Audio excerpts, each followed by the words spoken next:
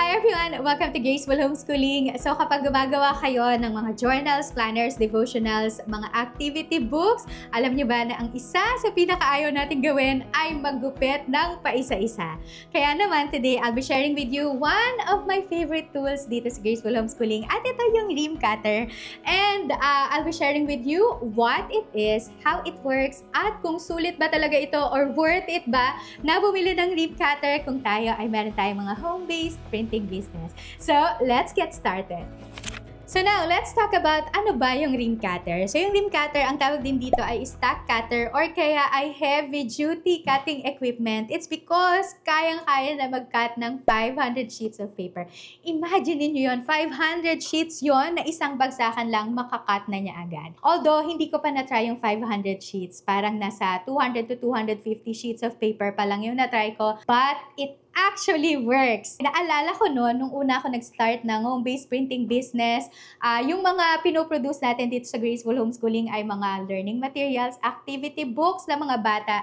Tapos, pag bumili yung mga mommies, bundle-bundle talaga siya. Tapos, una kong ginamit noon ay paper cutter o yung paper trimmer. Pero yung paper trimmer, parang up to 5 sheets of paper lang yon. So, pag lumagpas ka na doon, talaga hindi na magpapantay-pantay yung cut ng mga papel. Kaya sabi ko, mag-iipon ako, tapos bibili talaga ako ng ream cutter. And, nangyari ngayon, so nakaipon ako, bumili ako ng ream cutter. Sobrang tuwa ko lang kasi nakapag-save ako ng time. And at the same time, pagka nakapag-save ka ng time, ay nakakapag-save ka din ng cost kasi nga, mas marami kang napoproduce na mga products gamit ang ream cutter. So, yun. Kaya tumutuwa ako nung nakabili na ako ng ream cutter.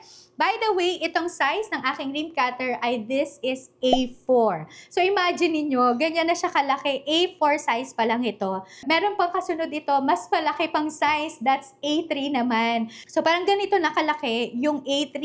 Parang kasing laki na yan ng table. So, dalawang size yan, A4 and A3.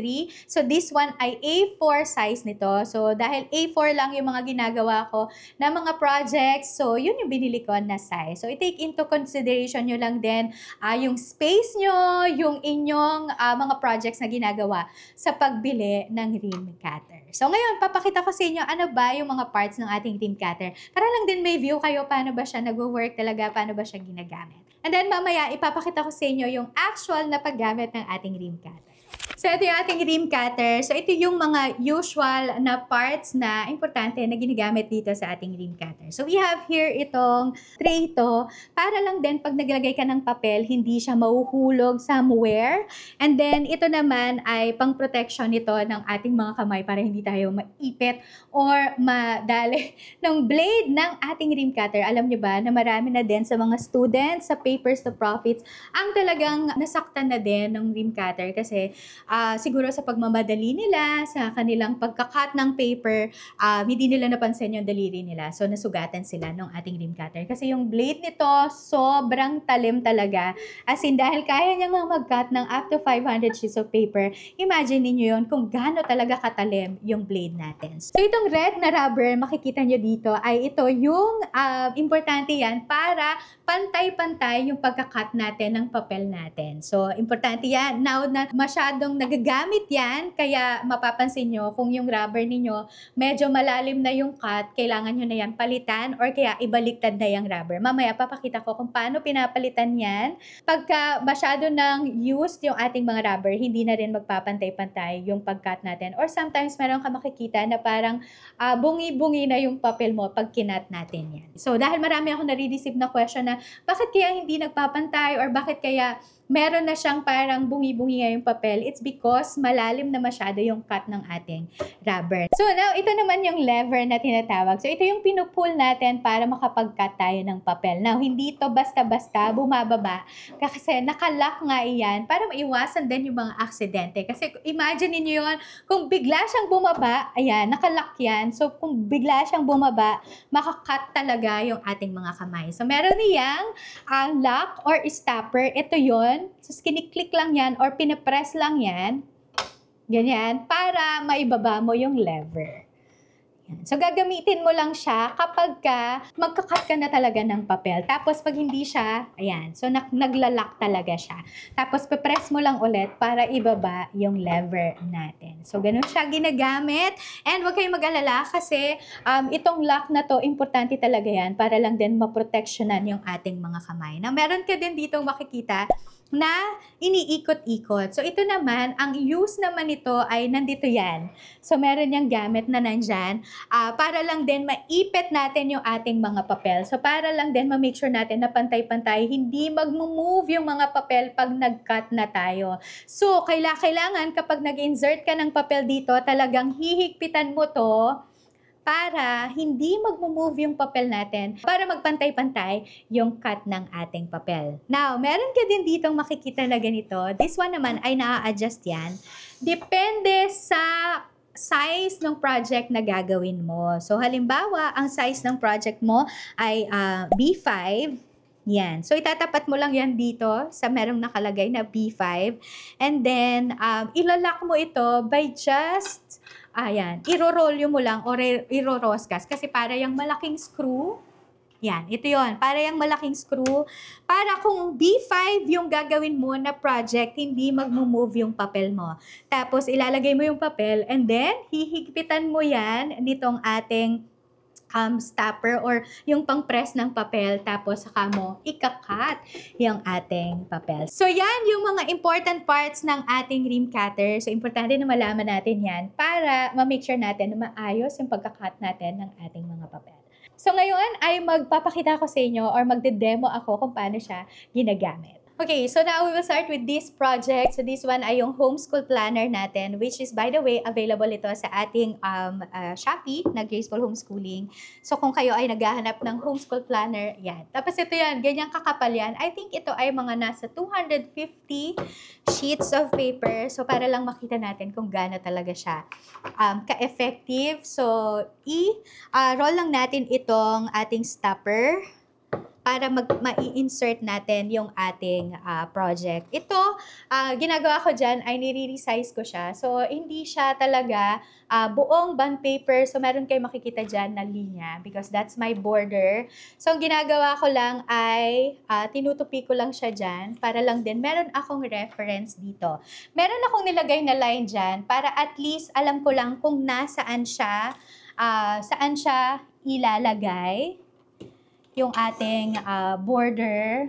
Dahil bago yung red rubber nyo, hindi nyo makikita talaga yung mark niyan. Pero now, dahil meron ng mark yung aking rubber, ay nakikita ko na kung nasaan yung ating reference. Okay? So ito, ngayon, ay kailangan natin yan ilagay dito para lang din alam natin kung saan natin ilalagay lahat ng mga ikakat natin. Tapos para hindi rin mag-move yung ating papel. So itaktak lang muna natin. Iyon ang susi din ng pantay na pagkakat, yung tataktak talaga natin. Tapos insert lang natin yan dyan.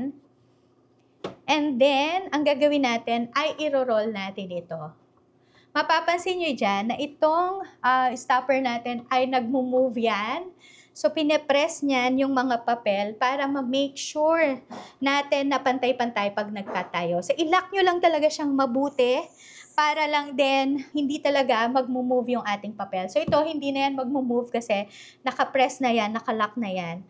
So, hihigpitan nyo lang talaga. So, now magka-cut na tayo using our rim cutter. So, again, i-press mo lang ito para ma-pull natin or mababa natin yung ating lever.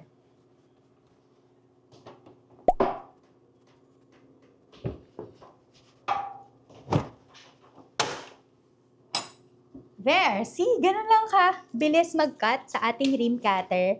Sagawin natin siya on the other side. So pagka naman ibaliktad nyo lang, i-roll nyo lang ulit para lumuwag ulit yung ating stopper. Tapos tinutupi ko lang ulit yan. And then, hanapin ko lang yung aking marker o yung reference. Tapos i-adjust natin ito doon sa size natin. Ilalagay ulit natin yung papel. So, taktak mo lang yan. Tapos, ilalagay natin itong papel. Higpitan natin ulit para makapag-cut ulit tayo. Sobrang bigat nitong rim cutter, kaya make sure din na yung table na pagpapatungan nyo ay sobrang stable at matibay kasi baka mag-collapse yung table, ma-aksidente din kayo. So, i-cut na natin ito ang ating paper. Medyo mabigat kapag makapal na yung papel.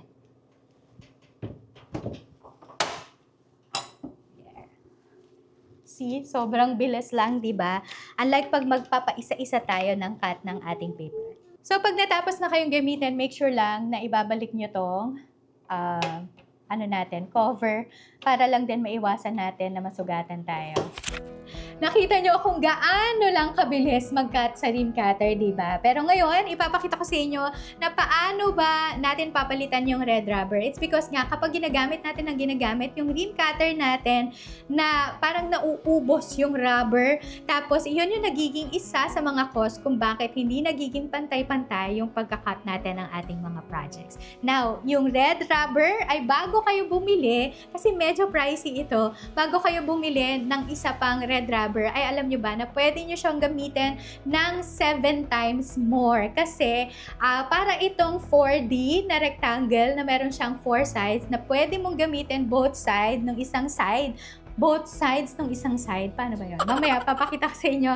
Tapos, kaya 8 beses mo talaga siyang gagamitin bago ka bumili ng another na red rubber. Okay, so now, let's proceed to that. Papakita ko sa inyo kung paano siya papalitan. Pero, mag-ingat lang kayo kasi nga, mabigat talaga yung ating rim cutter. So, kung halimbawa, hindi kayo pasanay na magpalit, na kayo lang mag-isa, magpatulong kayo kasi nga, sobrang bigat itong rim cutter natin. Okay, so palitan na natin yung ating red rubber. Okay, so to, binaliktad ko na siya, tapos pinatong ko na lang doon sa computer chair natin. Medyo mahirap talaga kasi sobrang bigat ng rim cutter. So kung kailangan meron kang katulong talaga na gawin pagka nagpapalit ka ng rim cutter or kaya meron kang pagpapatungan na matibay kasi nga mahirap at mabigat ito ang ating rim cutter. Meron din ako nilagay na yung ating self-healing mat para hindi siya dudulas doon sa ating table. So, ito ngayon yung itsura ng likod niyan or yung ilalim ng ating rim cutter. Meron ditong, unscrew. Dito, dalawa yan. So, isa dito, isa dito. Pero ako, tinanggal ko na siya para at least, pagka nagpapalit ako ng rubber, ay hindi ko na siya ini-screw at ina-unscrew pa. Tinanggal ko na siya dyan. Pero meron ka dyang screw, dalawa yan, nandito sa magkabilang gilid. Tapos, i-unscrew mo lang yan para maipupush natin yung ating red rubber. So, pag na-unscrew nyo na yung ating rim cutter, ay pwede nyo nang i-push yan. So, nakikita nyo yung color red. So, yun yung red rubber. So, pwede nyo yung i-push. Pwede kayong gumamit ng ball pen, ng lapis, na kahit na anong kakasya doon sa hole. Tapos, i-push nyo lang yan. And then, ganito na magiging itsura niya. So, kung na-push nyo na yan, makikita nyo na nakaangat na itong part na red rubber, tsaka itong part na to. So, ang gagawin lang natin ay tatanggalin natin to, hugutin lang natin yan. And then, ito yan, para lang din masecure natin na hindi gumagalaw din yung red rubber. So, importanteng part din to ng rim cutter natin. Tapos, pwede na nating sungkitin ito ang ating red rubber. Be careful lang kasi ito lang yung blade natin. Sobrang lapit lang doon sa red rubber. Baka masugatan kayo as you are doing this. So, ingat-ingat lang din kayo. And ganito yung itsura ng ating red rubber. So, di ba nakikita nyo yung signs of usage? Nauupod talaga yan. Ating red rubber. Pero, hindi nyo kailangan bumili agad ng bago. Dahil sabi ko nga sa inyo kanina, 8 beses nyo pwedeng gamitin. Kasi iyan, 2 sides na yan, no? So, 2, 4, 6, 8 na times natin siyang pwedeng gamitin. So, 2 beses ko na yata siya nagamit. So, ito may signs of usage na, tsaka itong part na to. So, ngayon, ibabalik lang natin, piliin lang natin yung wala pa, na hindi pa natin nagamit. Tapos, ibabalik lang natin ulit yan dito sa ating rim cutter.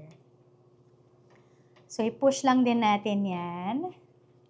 Para kasing mas safe yung pag pinush natin siya. Tapos, hawakan lang natin. And then, ikakabit natin itong, pang-lock ng ating red rubber. So, good as new na ulit yung ating red rubber. Makita nyo, wala siyang signs of usage.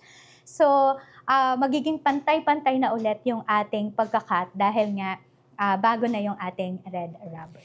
So now, let's answer the final question. Sulit ba ang pagkakaroon ng ream cutter? Well, my answer is obviously no, yes. Worth it talaga ito, lalo na kung ang mga products natin ay mga journals, devotionals, planners, mga activity books. It's because marami talaga tayong masasave na time sa paggamit ng ream cutter. And the more time that we save, the more paper products na pwede nating makreate. So, sulit na sulit talaga itong ream cutter. Now, if ang question nyo naman ay magkano ba yung ream cutter? So usually, yung price nito ay nagre-range siya sa from 5,000 pesos to 8,000 pesos. So ganun talaga yung naglalaro no, yung presyo ng mga ream cutter. Now, iisipin natin, ang mahal naman pala ng ream cutter. I want you to think of this as your investment because the more nga that you save time, the more paper products na makikreate mo, the more na mas makapag-isip ka kung paano ba yung mga strategies na gagawin mo para makabenta ka ng mga paper products. So the more time that you save, the more time na makapag-brainstorm ka, makapag-isip ka kung paano mo palalaguin pa yung iyong negosyo. So I want you to think of this as your investment. So gaya ko din dati, no, nag-start ako with paper cutter or paper trimmer. Tapos nag-ipon lang ako because alam ko talaga na mas makakatulong sa akin ang pagkakaroon ng ream cutter. So now, if you're serious about, sige na, push na natin tong home-based printing business, join my course, Papers to Profits, wherein tuturuan ko kayo at tutulungan ko kayo kung paano tayo magsa-set up ng home-based printing business from supplies, tools, equipment na kailangan ninyo, to marketing your products, promoting your products, at paano ba ibebenta ito in the market. So yan yung ilan sa mga tinuturo ko sa Papers to Profits course. And kung gusto nyo pa din makapanood ng mga ganitong klaseng mga content, please don't forget to like and subscribe. I-click nyo lang yung red subscribe button at i-turn on yung notification bell for more videos like this. And huwag nyo din kalimutan na i-share din ito para mas marami tayong matulungan ng mga mommies na gusto rin kumita habang nasa bahay. Thanks everybody. I hope na naging helpful itong ating video today. So thank you so much and I hope to see you again on my next one. God bless everyone and I will see you around. Bye!